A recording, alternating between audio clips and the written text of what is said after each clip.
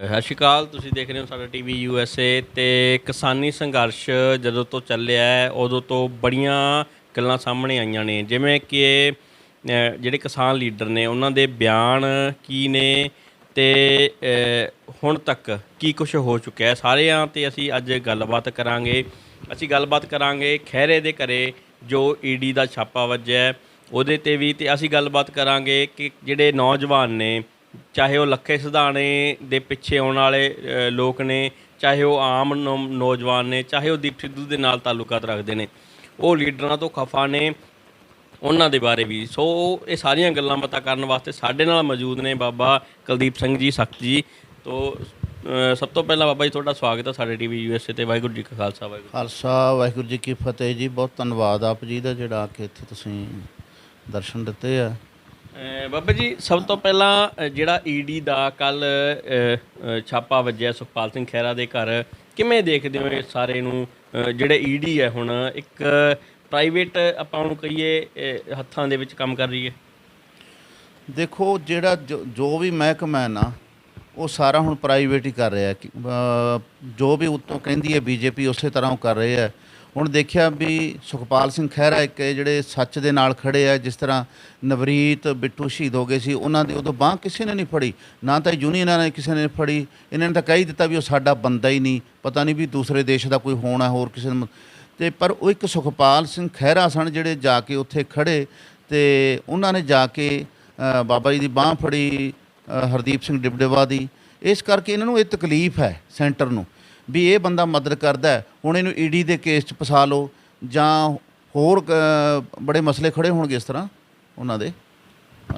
ਅੱਛਾ ਬਾਬਾ ਜੀ, ਜਿਹੜਾ ਯੂਥ ਹੈ, ਪਿੱਛੇ ਮਹਿਰਾਜ ਰੈਲੀ ਹੋਈ ਸੀ, ਯੂਥ ਬੜਾ ਵੱਡਾ ਲੱਖੇ ਸਿਧਾਣੇ ਨੇ ਇਕੱਠ ਕੀਤਾ। ਯੂਥ ਲੀਡਰਾਂ ਤੋਂ ਖਫਾ ਹੈ, ਲੀਡਰਾਂ ਤੋਂ ਗੁੱਸੇ ਹੈ। ਕਿਵੇਂ ਲੱਗਦਾ ਹੈ ਹੁਣ ਆਉਣ ਵਾਲੇ ਸਮੇਂ ਦੇ ਵਿੱਚ, ਜਿਵੇਂ ਹੁਣ ਹੋ ਗਿਆ ਆ ਚੱਪੜਚਿੜੀ ਦੇ ਵਿੱਚ ਮਹਾ ਪੰਚਾਇਤ ਹੋਈ ਹੈ, ਉੱਥੇ ਦੱਸਿਆ ਜਾ ਰਿਹਾ ਕਿ ਯੂਥ ਕਾਫੀ ਆਇਆ ਸੀਗਾ। ਕਿਵੇਂ ਲੱਗਦਾ ਹੌਲੀ ਹੌਲੀ ਜਿਹੜਾ ਯੂਥ ਹੈ ਲੀਡਰਾਂ ਦੇ ਨਾਲ ਜੁੜੂਗਾ? ਕਿਉਂਕਿ ਸੰਘਰਸ਼ ਤੋਂ ਖਫਾ ਨਹੀਂ ਹੈ, ਹੁਣ ਕਿਤੇ ਨਾ ਕਿਤੇ ਇਹ ਲੱਗਣ ਲੱਗ ਗਿਆ ਸੀ ਕਿ ਸੰਘਰਸ਼ ਹੈ ਜਿਹੜਾ ਉਹ ਫੇਲ ਹੋਣ ਜਾ ਰਿਹਾ, ਕਿਉਂਕਿ ਯੂਥ ਤੋਂ ਟੁੱਟ ਗਿਆ, ਉਹ ਮਾਹੌਲ ਨਹੀਂ ਰਿਹਾ ਸੰਘਰਸ਼ ਦਾ। ਕਿਵੇਂ ਲੱਗਦਾ ਇਹ ਸਾਰਾ ਕੁਝ?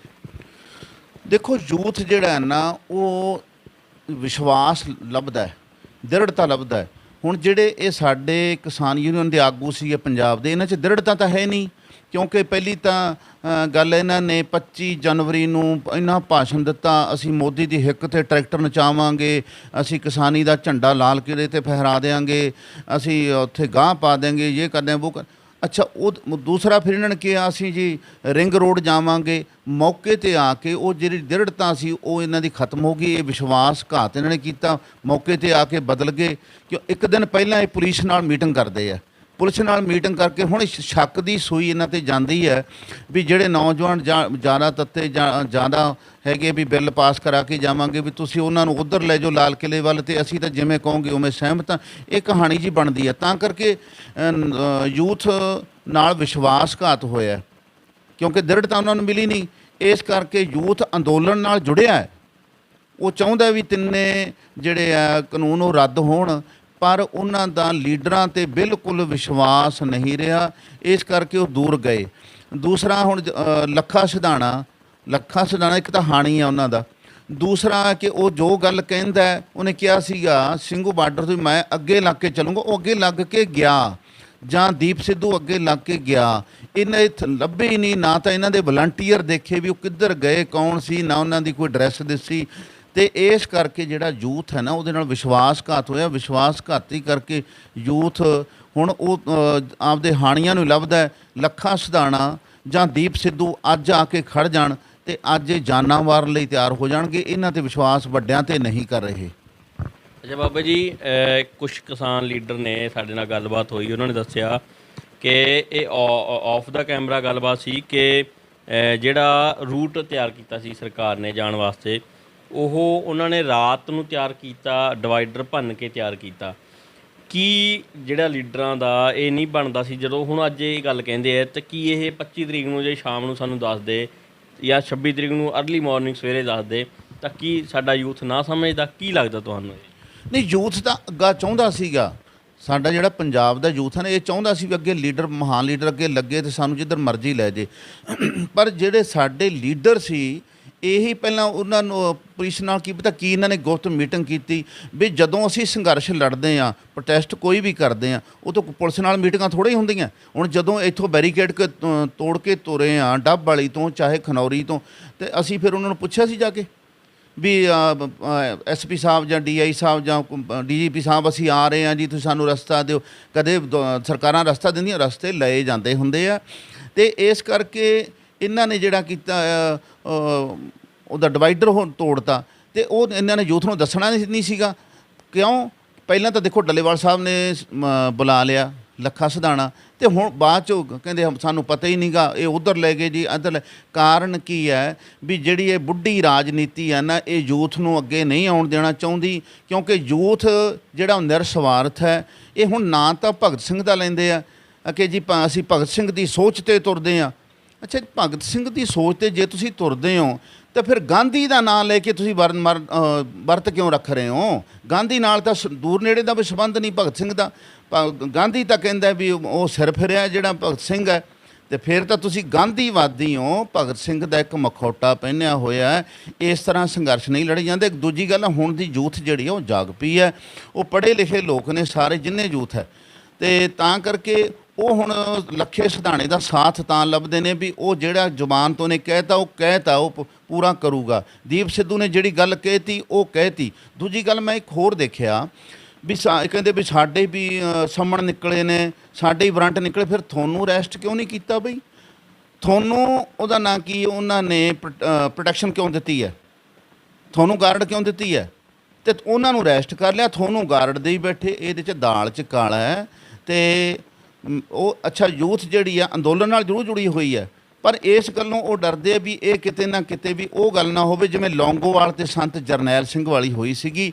ਬਾਅਦ 'ਚ ਦੇਖੋ ਦਰਬਾਰ ਸਾਹਿਬ 'ਤੇ ਜਦੋਂ ਹੋਇਆ ਹਮਲਾ, ਬੱਬਰਾਂ ਨੂੰ ਪਾੜ ਕੇ ਰੱਖਿਆ ਸੀ ਟੌੜੇ ਨੇ ਤੇ ਲੌਂਗੋਵਾਲ ਨੇ, ਪਰ ਸੰਤ ਜਰਨੈਲ ਸਿੰਘ ਦੇ ਵਿੱਚ ਗੁਣ ਦੇਖੋ, ਉਹਨਾਂ ਤੋਂ ਕੁਛ ਸਿੱਖੋ। ਤੁਸੀਂ ਇੱਕ ਵਾਰ ਤਾਂ ਇੱਕ ਪਾਸੇ ਤਾਂ ਕਹੀ ਜਾਂਦੇ ਆ ਅਸੀਂ ਸੰਤ ਭਿੰਡਰਾਣੇ ਦਾ ਨਾਂ ਨਹੀਂ ਲੈਣ ਦੇਣਾ, ਤੁਸੀਂ ਤਾਂ ਉਹਨਾਂ ਦੇ ਪੈਰ ਵਰਗੇ ਵੀ ਨਹੀਂ।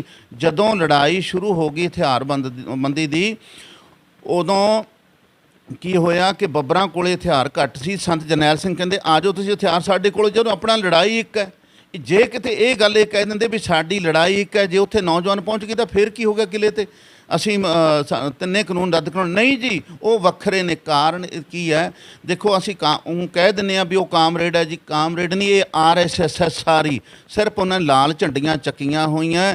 ਕਾਮਰੇਡ ਹੈਗਾ ਕਨਈਆ ਕੁਮਾਰ, ਉਹ ਤਾਂ ਕਦੇ ਨਹੀਂ ਬੋਲਿਆ। ਉਹ ਕਿਸੇ ਵੀ ਸਟੇਟ 'ਚ ਚਲੇ ਜਾਓ, ਕਦੇ ਸਿੱਖਾਂ 'ਤੇ ਕੋਈ ਨਹੀਂ ਗਲਤ ਬੋਲ ਰਿਹਾ।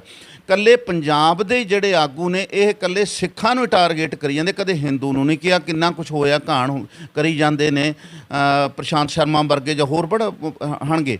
ਅੱਛਾ, ਅਤੇ ਨਾ ਉਹਦਾ ਨਾ ਕਿ ਕਿਸੇ ਮੁਸਲਮਾਨ ਨੇ ਕਿਹਾ, ਨਾ ਕੋਈ ਸਰਕਾਰ। ਇਹ ਸਾਡੇ ਇੱਥੇ ਜਿਹੜੇ ਪੰਜਾਬ ਦੇ ਨੇ ਪੱਗਾਂ ਵਾਲੇ, ਇਹ ਖਾਲਿਸਤਾਨੀ ਹੈ, ਇਹ ਗਰਮ ਦਲੀਏ ਹੈ, ਫਲਾਨਾ ਦਲੀਏ ਹੈ, ਇਹ ਹੈ ਉਹ। ਇਸ ਕਰਕੇ ਸਾਡੇ ਆਪਣੇ ਹੀ ਸਾਡੇ ਦੁਸ਼ਮਣ ਬਣੇ ਆ, ਸਾਡੇ ਘਰਾਂ 'ਚ ਜੰਮ ਪਏ। ਜਿਵੇਂ ਉਹਦਾ ਨਾਂ ਕੀ, ਕਣਕ ਦੇ ਵਿੱਚ ਕਾਲੰਗਿਆਰੀ ਜੰਮ ਪੈਂਦੀ ਹੁੰਦੀ। ਹੁਣ ਉਹ ਸ਼ਕਲ ਤਾਂ ਕਣਕ ਦੀ ਹੈ, ਪਰ ਉਹ ਕਾਲੰਗਿਆਰੀ ਦੂਜੀਆਂ ਬੱਲੀਆਂ ਨੂੰ ਵੀ ਖਰਾਬ ਕਰਦੀ ਆ, ਉਹ ਦੇਖਣਾ ਨਹੀਂ ਚਾਹੁੰਦੀ। ਇਹੀ ਕਹਾਣੀ ਇਹਨਾਂ ਦੀ ਹੈ। ਜਿਵੇਂ ਬਾਬਾ ਜੀ ਤੁਸੀਂ ਗੱਲ ਕੀਤੀ ਸਿੱਖਾਂ ਦੀ ਅਤੇ ਕਾਮਰੇਡਾਂ ਦੀ, ਹੁਣ ਸਿੰਘੂ ਬਾਰਡਰ ਦਾ ਮਾਹੌਲ ਥੋੜ੍ਹਾ ਜਿਹਾ ਜਿਹੜਾ ਹੈਗਾ ਉਹ ਕਾਮਰੇਡੀ ਅਤੇ ਸਿੱਖ ਵਰਸੀ ਚੱਲ ਰਿਹਾ ਹੈ। ਇਸ ਨੂੰ ਕਿਵੇਂ ਦੇਖਦੇ ਹੋ ਕਿ ਕਾਮਰੇਡ ਨੇ ਜਿਹੜੇ ਕੀ ਇਹ ਦੋਨੇ ਜਿਹੜੀਆਂ ਧਿਰਾਂ ਨੇ, ਕਾਮਰੇਡ ਨੇ ਚਾਹੇ ਸਿੱਖ ਨੇ, ਉਹ ਕ੍ਰੈਡਿਟ ਲੈਣਾ ਚਾਹੁੰਦੀਆਂ ਇਸ ਸੰਘਰਸ਼ ਦਾ? ਕੀ ਲੱਗਦਾ ਹੈ ਕਿ ਇਤਿਹਾਸ, ਲੱਗਦਾ ਨਹੀਂ ਤੁਹਾਨੂੰ ਕਿ ਇਤਿਹਾਸ ਆਪੇ ਫੈਸਲਾ ਕਰ ਦੂਗਾ ਕਿ ਇਹ ਕਿਹਨੇ ਜਿੱਤਿਆ ਹੈ? ਸਾਨੂੰ ਕਾਮਰੇਡੀ ਅਤੇ ਸਿੱਖੀ ਛੱਡ ਕੇ ਇਹ ਨਿਰੋਲ ਕਿਸਾਨੀ ਸੰਘਰਸ਼ ਹੈਗਾ ਅਤੇ ਕਿਸਾਨੀ 'ਤੇ ਫੋਕਸ ਕਰਨਾ ਚਾਹੀਦਾ। ਦੇਖੋ ਹਾਂ, ਇਹ ਸਹੀ ਗੱਲ ਹੈ ਵੀ ਜਿਹੜਾ ਸੰਘਰਸ਼ ਹੈ ਕੇਵਲ ਕਿਸਾਨੀ 'ਤੇ ਆ। ਉਹਦੇ ਵਿੱਚ ਅਸੀਂ ਤਖਤੀਆਂ ਲੈ ਕੇ ਬਹਿ ਜਾਂਦੇ ਹਾਂ, ਇਹ ਜੀ ਇੰਨੇ ਬੁੱਧੀਜੀਵੀ ਅੰਦਰ ਕੀਤੇ, ਅਤੇ ਇੱਧਰ ਜਗਤਾਰ ਸਿੰਘ ਹਵਾਰਾ ਅੰਦਰ ਕੀਤਾ, ਜਾਂ ਹੋਰ ਪਤਾ ਨਹੀਂ ਸਾਡੇ 1984 ਵੇਲੇ ਦੇ ਕਈ ਬੈਠੇ, ਉਹਨਾਂ ਨੂੰ ਤਾਂ ਕਿਸੇ ਨੇ ਤਖਤੀ ਨੇ ਚੱਕੀ। ਕੀ ਉਹ ਇਨਸਾਨ ਨਹੀਂ, ਜਾਂ ਉਹ ਭਾਰਤੀ ਨਹੀਂ, ਜਾਂ ਇੱਥੋਂ ਦੀ ਸੈਂਟਰ ਸਰਕਾਰ ਦੇ ਵਿਰੁੱਧ ਨਹੀਂ ਉਹ ਲੜ ਰਹੇ, ਉਹਨਾਂ ਦਾ ਕਿਸੇ ਨੇ ਨਾਂ ਨਹੀਂ ਲਿਆ। ਉਹ ਜੀ ਬੁੱਧੀਜੀਵੀ ਹੈ ਅਤੇ ਉਹ ਮੂਰਖਣਗੇ ਜਿਹੜੇ ਬੈਠੇ ਨੇ। ਇਹ ਕਹਾਣੀ ਹੈ ਇਹਨਾਂ ਦੀ। ਇਹਦੇ ਪਿੱਛੇ ਇਹੀ ਕਾਰਨ ਹੈ ਕਿ ਉਹ ਕ੍ਰੈਡਿਟ ਲੈਣਾ ਚਾਹੁੰਦੇ ਨੇ ਕਾਮਰੇਡ। ਸਿੱਖ ਨਹੀਂ ਕਦੇ ਕ੍ਰੈਡਿਟ ਲੈਂਦਾ ਹੁੰਦਾ ਗਾ। ਉਹਨੂੰ ਤਾਂ ਮਤਲਬ ਨਹੀਂ, ਉਹਦਾ ਤਾਂ ਮਤਲਬ ਹੈ ਜਿਹੜਾ ਕਿ ਪਰ ਉਪਕਾਰ ਕਰਨਾ, ਵੀ ਇੱਕ ਵਾਰੀ ਸਾਰੇ ਬਿੱਲ ਰੱਦ ਹੋ ਜਾਣ ਤੇ ਪੂਰਾ ਭਾਰਤ ਸਾਡਾ ਬਚ ਜੇ ਕ੍ਰੈਡਿਟ ਲੈਣ ਵਾਲੇ ਹੋਣ ਤਾਂ ਫਿਰ ਇਹ ਲੰਗਰਾਂ ਰਾਹੀਂ ਕ੍ਰੈਡਿਟ ਲੈ ਸਕਦੇ ਆ ਪੂਰਾ ਵਰਲਡ ਦੇ। ਦੇਖੋ ਅੱਜ ਰਵੀ ਸਿੰਘ ਕਿੱਥੇ ਕਿੱਥੇ ਲੰਗਰ ਲਾਉਂਦਾ ਫਿਰਦਾ ਹੈਗਾ। ਮੈਂ ਤਾਂ ਨਤਮਸਤਕ ਹੋਣਾ ਉਸ ਇਨਸਾਨ ਨੂੰ। ਜਾਂ ਜਿਹੜੇ ਹੋਰ ਵੀ ਲੰਗਰ ਲੱਗ ਰਹੇ ਨੇ, ਇਹਨਾਂ ਦਾ ਲਾਲ ਝੰਡੀਆਂ ਵਾਲਾ ਦਾ ਇੱਕ ਵੀ ਲੰਗਰ ਦਿਖਾ ਦਿਓ ਤੁਸੀਂ, ਕੋਈ ਹਸਪਤਾਲ ਹੀ ਦਿਖਾ ਦਿਓ, ਕੁਛ ਨਹੀਂ ਗਾ। ਬਿਨਾਂ ਬਕਵਾਸ ਤੋਂ ਇਹਨਾਂ ਕੋਲੇ ਕੁਛ ਨਹੀਂ ਗਾ। ਜੇ ਉਹਦੇ ਨਾ ਇਹ ਬਕਵਾਸ ਕਰਦੇ ਤਾਂ ਗੱਲ, ਜੇ ਕਿਤੇ ਇਕੱਠੇ ਹੋ ਕੇ ਸਾਰੇ ਇੱਕਦਮ ਜਾ ਕੇ ਲਾਲ ਕਿਲੇ ਦੇ ਅੱਗੇ ਉੱਥੇ ਬਹਿ ਜਾਂਦੇ ਸਾਰੇ ਇਕੱਠੇ ਹੋ ਕੇ, 1 ਘੰਟਾ ਨਹੀਂ ਸਰਕਾਰ ਚੱਲਦੀ ਸੀ, ਬਿੱਲ ਰੱਦ ਹੋ ਜਾਂਦੇ ਉਦੋਂ ਹੀ। ਜਬ ਕਿਹਾ ਜਾ ਰਿਹਾ ਹੈ ਕਿ ਸਰਕਾਰ ਸ਼ੋਧ ਵਾਸਤੇ, ਵੈਸੇ ਸਰਕਾਰ ਤਿਆਰ ਹੈ ਅਤੇ ਸਾਡੇ ਲੀਡਰ ਵੀ ਕਿਤੇ ਨਾ ਕਿਤੇ ਤਿਆਰ ਹੋ ਰਹੇ ਨੇ ਕਿ ਅਸੀਂ ਸ਼ੋਧ 'ਤੇ ਮੰਨ ਜਾਵਾਂਗੇ। ਕੀ ਲੱਗਦਾ ਤੁਹਾਨੂੰ, ਜੇ ਅੱਜ ਸ਼ੋਧ 'ਤੇ ਸਾਡੇ ਲੀਡਰ ਮੰਨ ਜਾਂਦੇ ਨੇ, ਪੰਜਾਬ ਦੇ ਜਾਂ ਭਾਰਤ ਦੇ ਕਿਸਾਨਾਂ ਨਾਲ ਕਿੱਡਾ ਵੱਡਾ ਧੋਖਾ ਹੋਊਗਾ? ਦੂਜੀ ਗੱਲ ਨਾਲ ਦੀ ਨਾਲ ਇਹ ਵੀ ਹੈ ਕਿ ਜਿਵੇਂ ਇਹਨਾਂ ਨੇ ਪਹਿਲਾਂ ਟਾਡਾ ਖ਼ਤਮ ਕਰਕੇ ਯੂਆਪਾ ਲਿਆਂਦਾ, ਉਹ 'ਚ ਸ਼ੋਧ ਕਰਕੇ ਬਹੁਤ ਵੱਡਾ ਕਾਨੂੰਨ ਬਣਾਤਾ, ਜਾਂ ਧਾਰਾ 370 ਹਟਾਈ, ਜਾਂ NRC ਉਹਨਾਂ 'ਚ ਸ਼ੋਧਾਂ ਕੀਤੀਆਂ, ਕੀ ਇਹ ਬਾਅਦ ਦੇ ਵਿੱਚ ਸਰਕਾਰਾਂ ਸ਼ੋਧ ਕਰਕੇ ਇਸੇ ਕਾਨੂੰਨ ਨੂੰ ਦੁਬਾਰੇ ਇੱਦੋਂ ਵੱਡੇ ਪੱਧਰ 'ਤੇ ਲਿਆ ਸਕਦੀ ਹੈ? ਹਾਂ, ਇਹ ਸਹੀ ਗੱਲ ਹੈ ਵੀ ਸੋਧ ਦਾ ਇੱਕ ਹੈ ਬਹਾਨਾ, ਵੀ ਸੋਧ ਨਾਲ ਕੇਰਾਂ ਟਿਕਾ ਦਿਓ, ਕੇਰਾਂ ਅੰਦੋਲਨ ਇਹ ਖਤਮ ਹੋ ਜੇ, ਮੁੜ ਕੇ ਕਿਹਨੇ ਜੁੜਨਾ ਕਿਹਨੇ ਆਉਣਾ, ਅਤੇ ਦੁਬਾਰਾ ਚੰਗੀ ਤਰ੍ਹਾਂ ਇਹਨਾਂ ਨੂੰ ਮਲਾਂਗੇ, ਜਿਹੜਾ ਮੁੜ ਕੇ ਇਹ ਸਿਰ ਨਾ ਚੱਕਣ। ਕਿ ਸੋਚੀ ਸਮਝੀ ਕੇਂਦਰ ਦੀ ਜਿਹੜੀ ਚਾਲ ਹੈ। ਅੱਛਾ, ਇਸ ਕਰਕੇ ਸਾਡੇ ਜਿੰਨੇ ਵੀ ਆਗੂ ਨੇ ਕਿਸਾਨ ਯੂਨੀਅਨ ਦੇ, ਚਾਹੇ ਉਹ ਯੂਪੀ ਦੇ ਨੇ, ਬਿਹਾਰ ਦੇ ਨੇ, ਬੰਗਾਲ ਦੇ, ਤਾਮਿਲਨਾਡੂ, ਰਾਜਸਥਾਨ, ਕੇਰਲਾ ਵਗੈਰਾ, ਅਤੇ ਦੂਸਰਾ ਹਰਿਆਣਾ, ਪੰਜਾਬ, ਜੋ ਵੀ ਹੈ, ਇਹ ਦ੍ਰਿੜ ਇਰਾਦੇ ਨਾਲ ਬੈਠਣ ਵੀ ਅਸੀਂ ਤਾਂ ਕਾਨੂੰਨ ਰੱਦ ਹੀ ਕਰਾਉਣੇ ਨੇ ਅਤੇ ਸੋਧ ਸਾਧ ਨਹੀਂ ਕਰਾਉਣੀ। ਸੋਧਾਂ 'ਚ ਹੀ ਮੰਨ ਜਾਣਗੇ। ਜੇ ਸੋਧਾਂ ਦੇ ਪਿੱਛੇ ਅਸੀਂ ਲੱਗ ਗਏ ਨਾ, ਅੱਛਾ ਪਹਿਲਾਂ ਟਾਡਾ ਸੀ, ਕਿਉਂਕਿ ਮੈਂ ਟਾਡਾ ਕੱਟ ਕੇ ਆਇਆ, ਮੈਨੂੰ ਪਤਾ। ਅੱਛਾ ਟਾਡਾ ਹਟਾਤੀ ਤਾਂ ਹੁਣ ਯੂ ਆਪਾਂ ਕਾਹਦੇ ਵਾਸਤੇ ਲਾਈ ਹੈ? ਵੀ ਜਦੋਂ ਅਸੀਂ ਭਾਰਤੀ ਹਾਂ, ਦੇਸ਼ ਦੇ ਲੋਕਾਂ ਵਾਸਤੇ ਇਹ ਜਿਹੇ ਭੈੜੇ ਕਾਨੂੰਨ ਕਿਉਂ? ਤੁਸੀਂ ਕੋਈ ਅੰਗਰੇਜ਼ ਤਾਂ ਹੈ ਨਹੀਂ, ਤੁਸੀਂ ਅੰਗਰੇਜ਼ ਨਹੀਂ ਗਾ ਵੀ ਤੁਸੀਂ ਦੂਸਰਿਆਂ ਵਾਸਤੇ। ਅਸੀਂ ਸਾਰੇ ਭਾਰਤੀ ਹਾਂ, ਵੋਟ ਰਾਜ ਹੈ, ਲੋਕਤੰਤਰ ਹੈ, ਪ੍ਰਜਾਤੰਤਰ ਹੈ। ਇਹ ਹੋ ਕੀ ਰਿਹਾ? ਕਾਰਨ ਕੀ ਹੈ ਕਿ ਉਹ ਜਿਹੜੇ ਕੁਛ ਚੰਦ ਬੰਦੇ ਜਿਹੜੇ ਹਨਗੇ ਸਰਮਾਏਦਾਰ ਘਰਾਣੇ, ਜਿਨ੍ਹਾਂ ਨੂੰ ਕਾਰਪੋਰੇਟ ਕਹਿੰਦੇ ਨੇ, ਉਹ ਘਰਾਣਿਆਂ ਦੀ ਸੋਚੀ ਸਮਝੀ ਚਾਲ ਹੈ ਵੀ ਇਹ ਜਿਹੜੇ ਲੋਕ ਨੇ, ਇਹ ਮੰਨੂ ਵਾਂਗੂ, ਜਿਵੇਂ ਮੰਨੂ ਸਿਮਰਤੀ ਦਾ ਲੇਖਕ ਹੈ ਮੰਨੂ, ਉਹਦੇ ਵਾਂਗੂ ਇਹਨਾਂ ਨੂੰ ਵਰਨ ਵੰਡ 'ਚ ਇਹਨਾਂ ਨੂੰ ਦਬਾ ਕੇ ਰੱਖੋ। ਇਹਨਾਂ ਨੂੰ ਪਹਿਲਾਂ ਚਲੋ ਤਜਾ ਲਓ, ਬਰਿਆ ਕੇ ਇੱਕ ਵਾਰੀ ਸੋਧ ਦਾ ਬਹਾਨਾ ਲਾਓ, ਉਦੋਂ ਬਾਅਦ ਬਸ ਆਉਣ ਵਾਲੇ ਚੱਕਰ 'ਚ ਫਿਰ ਪੂਰਾ ਚੰਗੀ ਤਰ੍ਹਾਂ ਨੱਪ ਦਿਓ। ਜਿਵੇਂ ਕਿ ਸਾਡੇ ਸਰਕਾਰਾਂ ਨੇ ਕੀਤਾ, ਕਿਸੇ ਨੇ ਗੁੱਟ ਕੇ ਸਹੁੰ ਖਾ ਕੇ ਕਹਿਤਾ ਜੀ ਤੁਹਾਨੂੰ ਬਰਗਾੜੀ ਦਾ ਨਿਆਂ ਮਿਲੂਗਾ, ਕੋਈ ਮਿਲਿਆ? ਜਾਂ ਹੋਰ ਕਈ ਇਹੋ ਜਿਹੇ ਹੋਏ ਆ। ਤਾਂ ਇਸ ਕਰਕੇ ਇਹ ਥੋੜ੍ਹਾ ਜਿਹਾ ਹੁਣ ਇਹਨਾਂ ਨੂੰ ਸੰਭਲ ਕੇ ਚੱਲਣਾ ਚਾਹੀਦਾ, ਕਿਉਂਕਿ ਸਾਰਾ ਉੱਥੇ ਦੇਖੋ ਬਾਲੀ ਬੱਚਾ ਸਭ ਬੈਠਾ, ਕੋਈ ਵਿਹਲਾ ਨਹੀਂ। ਇਕੱਲੇ ਕਿਸਾਨੀ 'ਤੇ ਨਹੀਂ ਅਸਰ ਪੈਂਦਾ ਗਾ, ਇੱਕ ਜਿਹੜਾ ਅਸਰ ਹੈ ਨਾ, ਇਹ ਦੁਕਾਨਦਾਰਾਂ 'ਤੇ ਵੀ ਪਊਗਾ, ਮਜ਼ਦੂਰਾਂ 'ਤੇ ਵੀ ਪਊਗਾ, ਹਰ ਕਿੱਤੇ 'ਤੇ ਪਊਗਾ। ਜੇ ਮੰਨ ਲਓ ਸੋਧਾਂ ਕਰਤੀਆਂ, ਦੁਬਾਰਾ ਪਤਾ ਨਹੀਂ ਕਿਹਨੂੰ ਇਹ ਮੰਨ ਜਾਣਗੇ। ਇਸ ਕਰਕੇ ਇਹ ਰੱਦ ਹੀ ਹੋਣਾ ਚਾਹੀਦਾ ਹੈ। ਅੱਛਾ ਬਾਬਾ ਜੀ, ਹੁਣ ਪੱਛਮੀ ਬੰਗਾਲ ਦੇ ਵਿੱਚ ਚੱਲ ਰਿਹਾ ਹੈ ਇਲੈਕਸ਼ਨ ਦਾ ਦੌਰ, ਅਤੇ ਕਿਸਾਨ ਲੀਡਰ ਉੱਥੇ ਪਹੁੰਚ ਰਹੇ ਨੇ ਆਪ ਦੀ BJP ਨੂੰ ਹਰਾਉਣ ਵਾਸਤੇ, ਅਤੇ ਆਪ ਦੀ ਮਤਲਬ ਜਿਹੜੀ ਉਹ ਇੱਥੇ ਲੈ ਕੇ ਬੈਠੇ ਨੇ ਬਿੱਲਾਂ ਦੇ ਖਿਲਾਫ, ਉਹ ਚੀਜ਼ ਲੋਕਾਂ ਦੇ ਸਾਹਮਣੇ ਲਿਆਉਣ ਵਾਸਤੇ। ਕੀ ਲੱਗਦਾ ਤੁਹਾਨੂੰ, ਕਿਵੇਂ ਮੋੜ ਖਾ ਸਕਦਾ ਹੈ? ਕਿਉਂਕਿ BJP ਇਹ ਕਹਿ ਰਹੀ ਹੈ ਕਿ ਅਸੀਂ ਉੱਥੇ 2-4 ਸੀਟਾਂ ਤੋਂ ਵਧੇ ਨਹੀਂ ਸੀ, ਅਤੇ ਐਤਕੀ ਅਸੀਂ ਬਹੁਤ ਵੱਡੇ ਅੰਤਰ ਨਾਲ, ਚਾਹੇ ਜਿੱਤੀਏ ਨਾ, ਪਰ ਬਹੁਤ ਜ਼ਿਆਦਾ ਸੀਟਾਂ ਲੈ ਕੇ ਜਾਵਾਂਗੇ। ਜੇ ਉਹ ਸੀਟਾਂ ਵੱਧ ਲੈ ਕੇ ਜਾਂਦੇ ਨੇ, ਕੀ ਇਹ ਸਾਡੀ ਹਾਰ ਕਹਿ ਸਕਦੇ ਹਾਂ ਆਪਾਂ ਇਹਨੂੰ? ਕਿਉਂਕਿ BJP ਜੇ ਹਜੇ ਵੀ ਅੱਗੇ ਵੱਧਦੀ ਹੈ ਤਾਂ ਆਉਣ ਵਾਲੇ ਸਮੇਂ ਦੇ ਵਿੱਚ ਉਹ ਹੋਰ ਜਿਹੜੇ ਆਮ ਲੋਕ ਨੇ ਉਹਨਾਂ ਨੂੰ ਦਬਾਉਣ ਵਾਸਤੇ ਕੋਸ਼ਿਸ਼ ਕਰ ਸਕਦੀ ਹੈ। ਦੇਖੋ, ਇਹ ਪ੍ਰਸ਼ਾਂਤ ਕਿਸ਼ੋਰ ਇਹਨਾਂ ਕੋਲੇ ਰੱਖਿਆ ਹੋਇਆ, ਉਹਨੂੰ ਲੱਖਾਂ ਰੁਪਈਆ ਦਿੰਦੇ ਆ ਸੋਚਣ ਦਾ।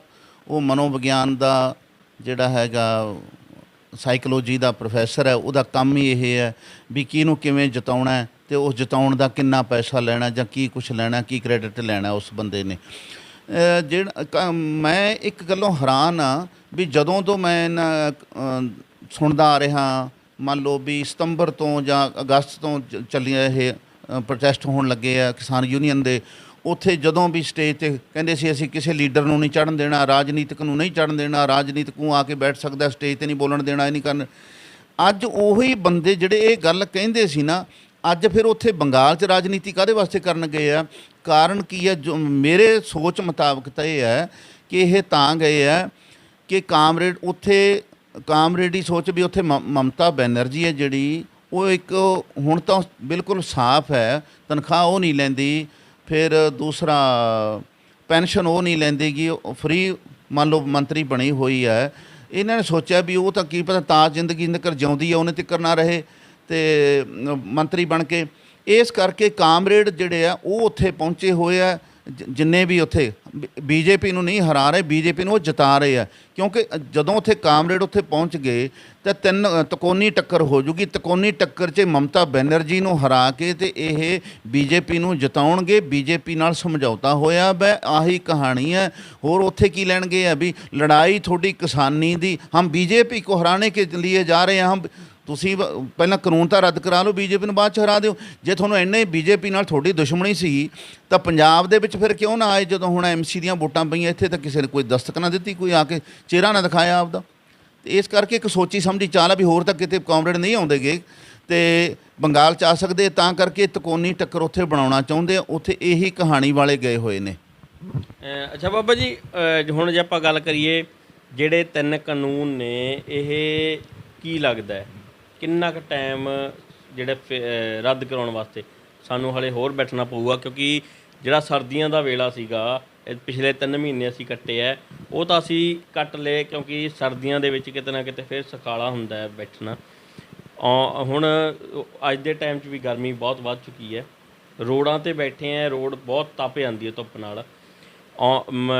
ਲੋਕਾਂ ਨੇ ਜਾਂ ਕਿਸਾਨਾਂ ਨੇ ਉੱਥੇ ਸ਼ੈਲਟਰ ਨੇ ਜਿਹੜੇ ਉਹਨਾਂ ਦੇ ਆਪਦੇ ਬਣਾਏ ਹੋਏ, ਆਪਦੇ ਘਰ ਆਪਾਂ ਕਹਿ ਸਕਦੇ ਉਹਨਾਂ ਨੂੰ, ਉਹ ਗਰਮੀਆਂ ਦੇ ਹਿਸਾਬ ਨਾਲ ਬਣਾਉਣੇ ਸ਼ੁਰੂ ਕਰਤੇ ਆ। ਕੀ ਲੱਗਦਾ ਹੈ ਜੇ ਇਹ ਐਂ ਚੱਲਦਾ ਰਿਹਾ ਤਾਂ ਸਾਨੂੰ ਅੱਗੇ ਆਉਣ ਵਾਲੇ ਟਾਈਮ 'ਚ ਦਿੱਕਤ ਵਧੂਗੀ? ਨਹੀਂ ਦਿੱਕਤ ਤਾਂ ਦੇਖੋ ਨਾ, ਕਾਫੀ ਕੁਛ ਦਿੱਕਤਾਂ ਵੱਧ ਸਕਦੀਆਂ ਵੀ। ਮੰਨ ਲਓ ਜਿਸ ਤਰ੍ਹਾਂ ਅੱਗੇ ਗਰਮੀ ਵਧੂਗੀ, ਪੀਲੀਆ ਰੋਗ ਵੀ ਫੈਲ ਸਕਦਾ ਹੈ, ਜਾਂ ਤਪਤਿਕ ਵਗੈਰਾ, ਜਾਂ ਹੋਰ ਕਾਫੀ ਰੋਗ ਹੈਜ਼ਾ ਫੈਲ ਸਕਦਾ ਹੈ। ਉੱਥੇ ਬਰਸਾਤ ਸ਼ੁਰੂ ਹੋ ਗਈ ਹੈ, ਮਲੇਰੀਆ ਹੋਣ ਦਾ ਬਹੁਤ ਵੱਡਾ ਡਰ ਹੈ। ਅਤੇ ਦੂਸਰੀ ਗੱਲ ਇਹ ਕਿ ਵੀ ਜੇ ਇਹਨਾਂ ਨੇ ਉੱਥੋਂ ਅੰਦੋਲਨ ਹੁਣ ਛੇਤੀ ਜਿੱਤਣਾ ਨਾ, ਤਾਂ ਯੂਥ ਨੂੰ ਵਿਸ਼ਵਾਸ ਵਿੱਚ ਲੈਣ। ਅੱਛਾ, ਦੂਸਰਾ ਲੱਖਾ ਸਿਧਾਣੇ ਨੂੰ ਇਹ ਆਪਣੀ ਬੁੱਕਲ 'ਚ ਲੈ ਲੈਣ, ਆਪਦੇ ਅੰਦਰੋਂ ਹੰਕਾਰ, ਈਗੋ, ਹਉਮੈ ਕੱਢ ਦੇਣ, ਇਹ ਮਤਰੇਈ ਮਾਂ ਵਾਲਾ ਸਲੂਕ ਕਰਨੋਂ ਹਟ ਜਾਣ। ਇਹਨਾਂ ਨੂੰ ਇਹ ਅਵਤਾਰ ਨਹੀਂ ਉਤਰੇ ਹੋਏ ਵੀ ਇਹ ਆਖਣ ਵੀ ਸਾਡੇ ਸਿਰ 'ਤੇ ਪੰਜਾਬ। ਇਹ ਟਟੀਰੀ ਜਾਨ ਪੰਛੀ ਹੁੰਦਾ ਨਾ, ਉਹਦੀ ਆਦਤ ਵੀ ਜਦੋਂ ਨੀਂਦ ਆਉਂਦੀ ਆ ਉਹ ਲੱਤਾਂ ਤਾਹਾਂ ਕਰਕੇ, ਪੈਰ ਤਾਹਾਂ ਕਰਕੇ ਸੌਂਦਾ ਵੀ ਕਿਤੇ ਅਸਮਾਨ ਮੇਰੇ ਉੱਤੇ ਡਿੱਗ ਨਾ ਪਵੇ, ਮੈਂ ਅਸਮਾਨ ਠੱਲਿਆ ਹੋਇਆ, ਖੜਾਇਆ ਹੋਇਆ, ਉਹ ਥੱਲੇ ਥੰਮੀਆਂ ਦਿੱਤੀਆਂ ਨੇ। ਇਹ ਸੋਚ ਦਿਮਾਗ 'ਚੋਂ ਕੱਢ ਦੇਣ। ਅਸੀਂ ਜਦੋਂ ਦੇਖੋ ਕਈ ਵਿੱਚੋਂ ਇਹੋ ਜਿਹੇ ਗੁਰਮੁਖ ਵੀ ਹੈ ਜਿਹੜੇ ਸਟੇਜ 'ਤੇ ਚੜ੍ਹ ਕੇ ਕਹਿੰਦੇ ਆ ਵੀ ਦੇਖੋ ਮੈਂ ਨਿੱਤ ਨੇਮ ਕਰਦਾ ਜੀ, ਉੱਤੋਂ ਦੀ ਗਾਤਰਾ ਵੀ ਪਾਉਣ ਲੱਗੇ। ਹੁਣ ਉਹਨਾਂ ਨੇ ਇਹ ਨਹੀਂ ਪੜ੍ਹਿਆ ਵੀ ਗੁਰਬਾਣੀ ਦੇ ਵਿੱਚ ਏਕ ਪਿਤਾ ਏਕ ਸਕੇ ਹਮ ਬਾਰਕ ਤੂੰ ਮੇਰਾ ਗੁਰਹਾਈ, ਜਾਂ ਅਵਲ ਅੱਲ੍ਹਾ ਨੂਰ ਪਾਇਆ ਕੁਦਰਤ ਕੇ ਸਭ ਬੰਦੇ ਏਕ ਨੂਰ ਤੇ ਸਭ ਜਗ ਉਪਜਾ ਕੌਣ ਭਲੇ ਕੋ ਮੰਦੇ। ਹੁਣ ਉਹੀ ਪੰਜਾਬ ਦੇ ਪੁੱਤਾਂ ਨੂੰ ਤੇ ਇਹ ਕਹਿੰਦੇ ਜੀ ਦੂਰ ਰਹਿਣ, ਅਸੀਂ ਆ ਸਕਦੇ ਹਾਂ। ਨਹੀਂ, ਇਹੀ ਚੀਜ਼ ਇਹਨਾਂ ਦੀ ਹਾਰ ਕਰਵਾ ਗਈ ਹੈ। ਅਤੇ ਜੇ ਇਹ ਚੰਗੇ ਸਿਆਣਪ ਨਾਲ ਸੋਚਣ, ਠੰਡੇ ਦਿਮਾਗ ਨਾਲ, ਤੁਹਾਡੇ ਪੁੱਤ ਨੇ, ਤੁਹਾਡਾ ਔਲਾਦ ਹੈ, ਸਾਰਾ ਕੁਝ ਤੁਹਾਡਾ ਹੈ, ਤੁਸੀਂ ਬਾਬੇ ਨਾਨਕ ਦੀ ਔਲਾਦ ਹੋ, ਤੁਸੀਂ ਇੱਕ ਥਾਂ ਇਕੱਠੇ ਹੋ ਜਾਓ ਅਤੇ ਉਹਨਾਂ ਜੁਝਾਰੂਆਂ ਨੂੰ, ਜਿਹੜੇ ਨੌਜਵਾਨ ਜੇ ਤਲੀ 'ਤੇ ਸਿਰ ਧਰ ਕੇ ਤੁਹਾਡੇ ਅੱਗੇ ਤੁਰਦੇ ਨੇ, ਜਾਨਾਂ ਵਾਰ ਰਹੇ ਨੇ, ਅਤੇ ਉਹਨਾਂ ਨੂੰ ਤੁਸੀਂ ਬੁੱਕਲ 'ਚ ਲੈ ਲਓ, ਅਪਣਾ ਲਓ। ਅਤੇ ਨਹੀਂ ਫਿਰ ਤਾਂ ਕੱਖ ਪੱਲੇ ਨਹੀਂ ਪੈਣਾ, ਕੱਖ। ਕਿਉਂਕਿ ਪਹਿਲਾਂ ਤਾਂ ਜਿਹੜਾ ਤੁਹਾਡਾ ਕ੍ਰੈਡਿਟ ਤੁਹਾਨੂੰ ਮਿਲਣਾ ਸੀ ਪੂਰੇ ਵਰਲਡ 'ਚ, ਤੁਸੀਂ ਹੀਰੋ ਬਣ ਗਿਆ ਸੀ ਪੰਜਾਬ, ਉਹ ਤੁਸੀਂ ਘੁਆ ਲਿਆ ਉਹਦੇ ਬਕਵਾਸ ਕਰਕੇ ਸਟੇਜ 'ਤੇ, ਉਹ ਦੱਲਿਓ ਫਲਾਨਿਓ, ਅਤੇ ਉਹ ਲੈ ਗਿਆ ਪਰੇ ਯੂਪੀ ਦਾ ਟਕੈਤ ਸਾਹਿਬ, ਅਤੇ ਤੁਸੀਂ ਰਹਿ ਗਏ ਥੋਥੇ ਦੇ ਥੋਥੇ। ਅਤੇ ਹੁਣ ਚੜਾਈਆਂ ਬਣਾਈ ਜਾਂਦੇ। ਇਸ ਕਰਕੇ ਥੋੜ੍ਹਾ ਜਿਹਾ ਸੰਭਲੋ ਬਜ਼ੁਰਗੋਂ, ਅਤੇ ਸੰਭਲ ਕੇ ਏਕਤਾ ਕਰੋ। ਮੈਂ ਤਾਂ ਜਿੰਨਾ ਮੈਂ ਕਹਿੰਦਾ ਵੀ ਸਾਰੇ ਜਿੰਨੀਆਂ ਯੂਨੀਅਨ ਹੈ ਨਾ, ਸਾਰੀਆਂ ਯੂਨੀਅਨ 'ਚੋਂ ਵੱਧ ਈਗੋ ਪਤਾ ਕਿਹਨੂੰ ਹੈ? ਜੋਗਿੰਦਰ ਸਿੰਘ ਉਗਰਾਹਾਂ ਨੂੰ। ਉਹ ਇਕੱਠ ਜਾ ਵੇਖ ਕੇ ਪਤਾ ਨਹੀਂ, ਉਹ ਸਿੱਧੇ ਉਹਨੂੰ ਬੋਲਣ ਦਾ ਤਰੀਕਾ ਹੀ ਨਹੀਂ ਗਾ। ਮੈਂ ਕੀ ਲੈਣਾ, ਮੈਂ ਠੇਕਾ ਲਿਆ। ਅਕਸਰ ਤੂੰ ਆਗੂ ਹੈ, ਕੋਈ ਪਿਆਰ ਨਾਲ, ਕੋਈ ਤਰੀਕੇ ਨਾਲ ਗੱਲ ਕਰ। ਅਤੇ ਇਹੋ ਜਿਹੇ ਜਾਲ ਬੰਦੇ ਜਦੋਂ ਸਾਡੇ ਅੱਗੇ ਆਗੂ ਬਣ ਗਏ ਤਾਂ ਮੈਨੂੰ ਤਾਂ ਮੁਸ਼ਕਿਲ ਲੱਗਦਾ, ਕੀ ਪਤਾ ਪੰਜਾਬ ਦਾ ਬੇੜਾ ਹੁਣ ਕਦੋਂ ਇਹਨਾਂ ਨੇ ਗਰਕ ਕਰ ਦੇਣਾ। ਵਾਹਿਗੁਰੂ ਕਿਰਪਾ ਰੱਖੇ। ਅਕਾਲ ਪੁਰਖ ਹੀ ਬਚਾਵੇ। ਮੈਨੂੰ ਤਾਂ ਹੁਣ ਮੁਸ਼ਕਲ ਲੱਗਦਾ ਹੈ, ਉਹੀ ਹਰਿਮੰਦਰ ਸਾਹਿਬ ਵਾਲਾ ਹਾਲ ਹੀ ਹੋ ਗਿਆ, ਟੌੜੇ ਤੇ ਲੌਂਗੋਵਾਲ ਵਾਲਾ ਤੇ ਉਹੀ ਰਾਮੂ ਵਾਲੀ ਵਾਂਗੂ, ਜਿਵੇਂ ਇਹ ਸਾਰੇ ਇਕੱਠੇ ਹੋ ਕੇ ਤੇ ਇੱਕ ਜਿਹੜਾ ਹੀਰੋ ਸੀ ਉਹਨੂੰ ਸ਼ਹੀਦ ਕਰਵਾਇਆ ਗਿਆ, ਉਹ ਲੱਛਣ ਹੋਏ ਲੱਗਦੇ ਇਹਨਾਂ ਦੇ। ਅੱਛਾ ਬਾਬਾ ਜੀ, ਜਿਹੜੀ ਮਹਾਰਾਜ ਰੈਲੀ ਹੋਈ ਉਸ ਤੋਂ ਬਾਅਦ ਤੁਰੰਤ ਬਾਅਦ ਪੰਜਾਬ ਸਰਕਾਰ ਦੀ ਸਟੇਟਮੈਂਟ ਆਉਂਦੀ ਹੈ ਕਿ ਜਿਹੜੇ ਇਕੱਠ ਨੇ ਉਹ ਬੰਦ ਕਰ ਦਿੱਤੇ ਜਾਣ, ਕਿਉਂਕਿ ਕਰੋਨਾ ਦੇ ਕੇਸ ਨੇ ਜਿਹੜੇ ਉਹ ਵਧਣ ਲੱਗ ਗਏ ਨੇ। ਕਿਤੇ ਤਾਂ ਪੰਜਾਬ ਸਰਕਾਰ ਕਹਿੰਦੀ ਹੈ ਕਿ ਅਸੀਂ ਕਿਸਾਨਾਂ ਦੇ ਹੱਕ 'ਚ ਹੈ, ਕਿਸਾਨਾਂ ਪੱਖੀ ਹੈ, ਕਿਤੇ ਫਿਰ ਉਹਨਾਂ ਨੂੰ ਜਦੋਂ ਇਹ ਡਰ ਲੱਗਦਾ ਹੈ ਕਿ ਇੱਥੇ ਇਕੱਠ ਹੋਣ ਲੱਗ ਗਏ ਤੇ ਫਿਰ ਉਹ ਇਹੋ ਜਿਹੇ ਬਿਆਨਬਾਜ਼ੀ ਉਹਨਾਂ ਦੀ ਆਉਂਦੀ ਹੈ। ਇਹੋ ਜਿਹਾ ਲੱਗਦਾ ਹੈ ਸੀਐਮ ਸਾਹਿਬ ਨੂੰ ਇਹੋ ਜਿਹਾ ਕਰਨ ਤੋਂ ਗੁਰੇਜ਼ ਨਹੀਂ ਕਰਨਾ ਚਾਹੀਦਾ, ਕਿਉਂਕਿ ਸਾਡਾ ਜਿਹੜਾ ਸੰਘਰਸ਼ ਹੈ ਹੋਣ ਦੀ ਲੜਾਈ ਲੜਨ ਵਾਸਤੇ ਅਸੀਂ ਦਿੱਲੀ ਦੀਆਂ ਬਰੂਹਾਂ 'ਤੇ ਬੈਠੇ ਹਾਂ, ਅਤੇ ਤੁਸੀਂ ਪੰਜਾਬ ਦੇ ਵਿੱਚ ਵੀ ਜੇ ਇਹੋ ਜਿਹੇ ਬਿਆਨਬਾਜ਼ੀਆਂ ਦਿਓਗੇ ਤਾਂ ਸਾਨੂੰ ਸੈਂਟਰ ਕੀ ਦੇਊਗੀ? ਦੇਖੋ ਸੀਐਮ ਸਾਹਿਬ ਨੇ ਪਹਿਲਾਂ ਤਾਂ ਬਹੁਤ ਵਧੀਆ ਕੀਤਾ। ਮੰਨ ਲਓ ਪਹਿਲਾਂ ਸੌਦਾ ਸਾਧ ਵੇਲੇ ਵੀ ਉਹਨੂੰ ਬਾਹਰ ਦੀ ਬਾਹਰ ਵੀ ਸਾਡੇ ਪੰਜਾਬ 'ਚ ਨਹੀਂ ਵੜਨਾ ਚਾਹੀਦਾ। ਉਦੋਂ ਬਾਅਦ ਆਹ ਵੀ ਜਿਹੜਾ ਕਿਸਾਨੀ ਅੰਦੋਲਨ ਬਹੁਤ ਸੋਹਣਾ ਚੱਲਿਆ ਇਹਨਾਂ ਦਾ, ਪਰ ਹੁਣ ਮੈਨੂੰ ਲੱਗਦਾ ਵੀ ਉਹਨਾਂ ਨੇ ਘੁਰਕੀ ਦਿੱਤੀ ਆ ਕੋਈ ਮੋਦੀ ਨੇ ਵੀ ਤੁਮਨੇ ਰਹਿਣਾ ਹੈ ਜਾਂ ਨਹੀਂ ਰਹਿਣਾ, ਇਸ ਕਰਕੇ ਤਾਂ ਕਰਕੇ ਇਹ ਜਿਹੇ ਬਿਆਨ ਦੇ ਰਹੇ ਨੇ। ਸਮਝਦਾਰ ਨੇ ਸੀਐਮ ਸਾਹਿਬ, ਅਕਸਰ ਕੈਪਟਨ ਰਹੇ ਨੇ ਆਰਮੀ ਦੇ ਵਿੱਚ ਅਤੇ ਦਲੇਰ ਵੀ ਨੇ, ਦੂਸਰੀ ਗੱਲ ਰਾਜ ਘਰਾਣਾ ਵੀ ਹੈ, ਕਈ ਗੁਣ ਵੀ ਨੇ, ਪਰ ਇਸ ਕਰਕੇ ਇਹ ਜਿਹੜਾ ਇਹ ਜਿਹਾ ਮੈਨੂੰ ਤਾਂ ਚੰਗਾ ਨਹੀਂ ਲੱਗਿਆ ਉਹ ਵੀ ਰੈਲੀਆਂ। ਸਗੋਂ ਤੁਸੀਂ ਸਾਥ ਦਿਓ, ਤੁਹਾਡੇ ਆਪਣੇ ਨੇ ਅਤੇ ਤੁਹਾਨੂੰ ਬੜੇ ਮਾਣ ਨਾਲ ਅਸੀਂ ਸੀਐਮ ਬਣਾਇਆ ਹੈਗਾ। ਅਤੇ ਥੋੜ੍ਹਾ ਜਿਹਾ ਤੁਹਾਡੀ ਖੈਰ ਸੋਚ, ਤੁਸੀਂ ਉਮਰ ਦੇ ਜ਼ਿਆਦਾ ਹੋ, ਪੜ੍ਹੇ ਲਿਖੇ ਵੀ ਜ਼ਿਆਦਾ ਹੋ, ਅਤੇ ਚੰਗੀ ਜੇ ਸੋਚ ਲੈ ਕੇ ਚੱਲੋ ਤਾਂ ਯੂਥ ਤੁਹਾਡੇ ਨਾਲ ਅੱਜ ਜੁੜਿਆ ਹੋਇਆ, ਤੁਹਾਨੂੰ ਸਾਰੇ ਸਤਿਕਾਰ ਕਰਦੇ। ਮਾੜੀ ਜੀ ਗੱਲ ਪਿੱਛੇ ਹੁਣ ਗਵਾਓ ਨਾ, ਕਰੋਨਾ ਕਰਾਨਾ ਕੁਛ ਨਹੀਂ ਗਾ, ਕਰੋਨਾ ਨੇ ਤਾਂ ਪੱਠਾ ਪਾਇਆ। ਕਰੋਨਾ ਇਹਨਾਂ ਨੂੰ, ਕਰੋਨਾ ਮੋਦੀ ਨੂੰ ਕਿਉਂ ਨਹੀਂ ਹੁੰਦਾ? ਖੁੱਲ੍ਹੇ ਹੁਣ ਉਹ ਰੈਲੀਆਂ ਕਰਦੇ ਫਿਰਦੇ, ਉਦੋਂ ਉਹਨਾਂ ਨੂੰ ਨਹੀਂ ਕਰੋਨਾ ਹੁੰਦਾ ਗਾ। ਪਿੱਛੇ ਵੀ ਉਹ ਬਿਹਾਰ ਜਾ ਕੇ ਰੈਲੀਆਂ ਕੀਤੀਆਂ, ਉਦੋਂ ਕਰੋਨਾ ਨਾ ਹੋਇਆ। ਇਸ ਕਰਕੇ ਮੈਂ ਤਾਂ ਕੈਪਟਨ ਸਾਹਿਬ ਨੂੰ ਇਹੀ ਬੇਨਤੀ ਕਰੂੰਗਾ ਵੀ ਤੁਸੀਂ ਥੋੜ੍ਹਾ ਜਿਹਾ ਆਪ ਸਮਝਦਾਰੀ ਨਾਲ ਚੱਲੋ, ਕਿਉਂਕਿ ਅੱਜ ਅਸੀਂ ਤੁਹਾਡੇ ਨਾਲ ਜੁੜੇ ਹੋਏ ਹਾਂ। ਸਾਡੇ ਸੀਐਮ ਹੋ ਤੁਸੀਂ ਪੰਜਾਬ ਦੇ, ਭਾਵੇਂ ਮੈਂ ਮੰਨ ਲਓ ਕਾਂਗਰਸ ਪਾਰਟੀ ਦਾ ਨਹੀਂ, ਪਰ ਜਿਹੜਾ ਚੰਗੇ ਨੂੰ ਚੰਗੇ ਕਿਹਾ ਜਾਂਦਾ ਵੀ ਆਹ ਜਿਹੜਾ ਸਾਥ ਜਿਹੜਾ ਦਿੱਤਾ ਕਿਸਾਨਾਂ ਦਾ, ਇਹ ਉਹਨਾਂ ਦਾ ਧੰਨਵਾਦਯੋਗ ਆ, ਉਹ ਧੰਨਵਾਦੀ ਹਾਂ ਮੈਂ ਉਹਨਾਂ ਦਾ। ਅੱਛਾ ਇੱਕ ਬਾਬਾ ਜੀ, ਹੁਣ ਮੋਦੀ ਸਾਹਿਬ ਬੰਗਾਲ ਦੇ ਵਿੱਚ ਆਪਦੀ ਰੈਲੀ ਕਰਨ ਜਾ ਰਹੇ ਹੈ, ਕੀ ਤੁਹਾਨੂੰ ਲੱਗਦਾ ਹੈ ਕਿ ਕਿਸਾਨ ਲੀਡਰਾਂ ਨੂੰ ਉਹਨਾਂ ਦਾ ਉੱਥੇ ਬਾਈਕਾਟ ਕਰਨਾ ਚਾਹੀਦਾ ਕਿ ਉਹ ਉੱਥੇ ਰੈਲੀ ਨਾ ਕਰਨ, ਤਾਂ ਕਿ ਬੀਜੇਪੀ ਨੂੰ ਇੱਕ ਵੱਡੀ ਸੱਟ ਵੱਜ ਸਕੇ? ਹਾਂ, ਇਹ ਸਹੀ ਹੈ, ਬਾਈਕਾਟ ਕਰਨਾ ਚਾਹੀਦਾ, ਕਿਉਂਕਿ ਬਾਈਕਾਟ ਹੋਊਗਾ ਤਾਂ ਫਿਰ ਹੀ ਉਹਨਾਂ ਦੀ ਹਾਰ ਹੋਊਗੀ। ਜੇ ਹੁਣ ਜਾ ਕੇ ਉੱਥੇ ਹੋਰ ਕੋਈ ਪਾਰਟੀ ਖੜੀ ਕਰਕੇ ਜਾਂ ਕਰਨ ਲੱਗੇ ਫਿਰ ਨਹੀਂ ਹੁੰਦਾ। ਸੋ ਦੋਸਤੋ, ਇਹ ਸਾਡੇ ਨਾਲ ਮੌਜੂਦ ਸੀ ਬਾਬਾ ਕੁਲਦੀਪ ਸਿੰਘ ਜੀ ਸਖਤ, ਜਿਨ੍ਹਾਂ ਨੇ ਗੱਲਾਂ ਬਾਤਾਂ ਕੀਤੀਆਂ ਕਿ ਜਿਹੜੇ ਸੀਐਮ ਸਾਹਿਬ ਨੇ ਉਹਨਾਂ ਨੂੰ ਵੀ ਗੁਰੇਜ਼ ਕਰਨਾ ਚਾਹੀਦਾ ਇਹੋ ਜਿਹੀ ਬਿਆਨਬਾਜ਼ੀਆਂ ਤੋਂ, ਜੋ ਸਾਡੇ ਘੋਲ ਨੂੰ, ਸਾਡੇ ਸੰਘਰਸ਼ ਨੂੰ ਨੀਵੇਂ ਮੰਨੀ ਲੈ ਕੇ ਜਾਣ, ਅਤੇ ਜਿਹੜਾ ਕਿਸਾਨ ਲੀਡਰਾਂ ਨੂੰ ਬਾਈਕਾਟ ਕਰਨਾ ਚਾਹੀਦਾ ਹੈ। ਮੋਦੀ ਸਾਹਿਬ ਦਾ ਜਿਹੜੇ ਬੰਗਾਲ ਦੇ ਵਿੱਚ ਹੋ ਰਹੀ ਹੈ, ਅਤੇ ਉੱਥੇ ਜਦੋਂ ਕਿਸਾਨ ਲੀਡਰ ਪਹੁੰਚੇ ਹੋਏ ਨੇ ਬੰਗਾਲ ਦੇ ਵਿੱਚ, ਉਹਨਾਂ ਨੂੰ ਚਾਹੀਦਾ ਹੈ ਕਿ ਉਹ ਬੀਜੇਪੀ ਦੇ ਖਿਲਾਫਤ ਕਰਨ, ਨਾਲ ਦੀ ਨਾਲ ਤੀਜੀ ਧਿਰ ਨਾ ਖੜੇ ਕਰਨ, ਤਾਂ ਕਿ ਕਿਤੇ ਨਾ ਕਿਤੇ ਬੀਜੇਪੀ ਕ੍ਰੈਡਿਟ ਨਾ ਲੈ ਜਾਏ। ਸੋ ਇਹੋ ਜਿਹੀ ਹੋਰ ਲੇਟੈਸਟ ਖਬਰਾਂ ਦੇ ਲਈ ਜਾਂ ਹੋਰ ਗੱਲਬਾਤ ਦੇ ਲਈ ਜੁੜੇ ਰਹੋ ਸਾਡਾ TV USA ਦੇ ਨਾਲ। ਧੰਨਵਾਦ।